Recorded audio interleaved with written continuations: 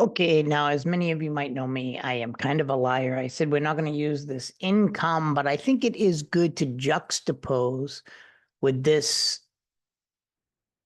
model here. So I'm just going to go up. Watch, it's going to be the easiest thing, but I'm going to call it something else.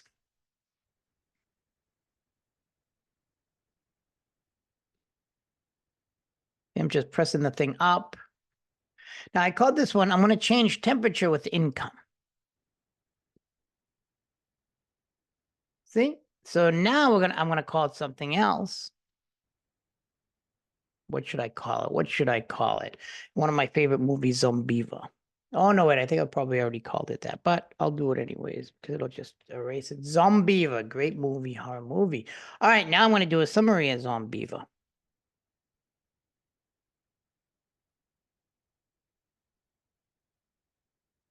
Okay, we're going to see a very different thing going on here. Look at income. For every unit of income, there's only a 0.000505, as this is the slope, increase of consumption. That's very low. Standard error is still low. That's not too bad. But look at our t-value. Very low. Now, remember, as I talked about before, the coefficient t-value is a measure of how many standard deviations are coefficient. That is, the estimate is far away from zero. You want them as far as possible, so higher is better. This is basically saying that it's above 0.05, right? So the p-value is measuring our confidence level of our statistical relationship. And this is saying we shouldn't be confident at all with this statistical relationship. The residual standard error isn't that bad, but look at this, the R squared. This is the variation in our data.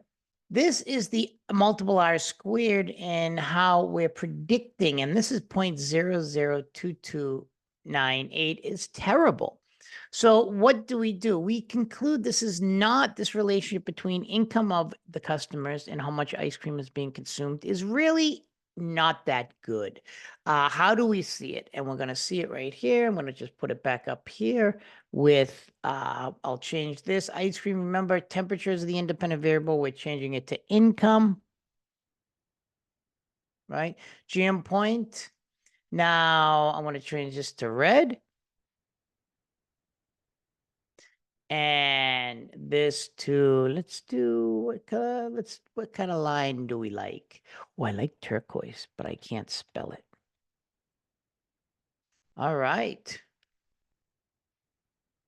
See, perfect example. It's in Plotly, that is ggplotly. I just kept it here, ggplot. One of the things that's interesting is R is not sensitive to space, but it is to capitalized letters. So if I put this as capital C, it might not recognize. But look at, this is why the p-value is 0.8. It is a terrible match. There is nothing going on here. That's why the multiple R squared is 0.0022 because, or 0.0023 if you round off to 98.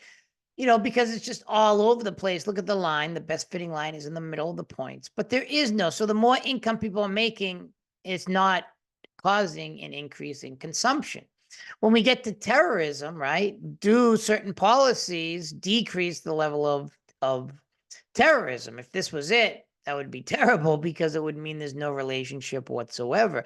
And these relationships are going to be interesting because we're going to have real policy choices based on them when we start doing real research. The goal of using this ice cream data set was kind of easing you into what RStudio is, regression analysis, etc.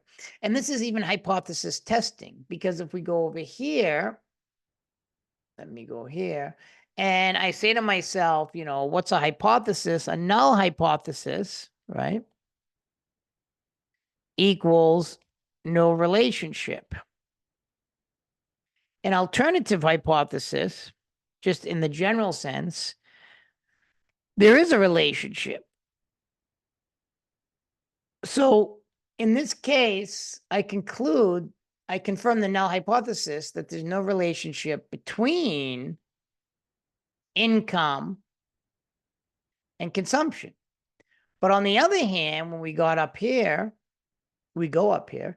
With Pokemon, that is linear model, consumption and temperature, there is a relationship, a very strong one. Look at that point 0.000. Too many zeros to count. 479. So when that's the 95% confidence level. So this is basically saying there is a relationship. So you see visually, right? Now, it probably won't show me. Yeah, it does. Good. This is visually speaking, we see a relationship, right? The more temperature goes up, the more consumption goes up. Then you come here, we're seeing no relationship. The more income goes up, really nothing's happening here. It's just all scattered around, etc. And that's why the numbers are so bad. But I wanted to go over that with you because you're going to do price. And on the discussion board, there's going to be a couple questions on it, right? If you're in the national security class, but a lot of people do watch these videos, which I think is important. When you do price on your own, what happens, right? What does this look? Is it statistical significant? But even if it's not exactly below 0.05, it could still be important. So if price is going up and more people are not eating ice cream, consumption goes down with price, then you basically don't want to increase the price too much, but you're going to do that and come to the own conclusion, whether it's a positive or negative correlation. This is like no correlation or whatever. And I think it's important to see what a no relationship looks like by the numbers. Look at how low the t-value is. Look at the p-value. Standard error isn't too bad, but look at when we come to the R-squared, there's no correlation here whatsoever. So thanks so much for coming out and watching the video. And from now, we're going to start doing a whole host of research for national security and the social sciences.